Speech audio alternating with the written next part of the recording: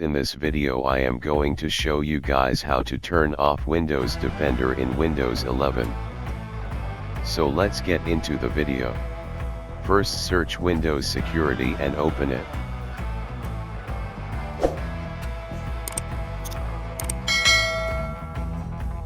Then open Virus and Threat Protection.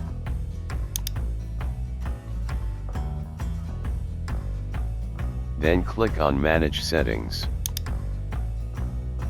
Then turn off Real-Time Protection. It will turn Windows Defender off and increase the performance of your PC.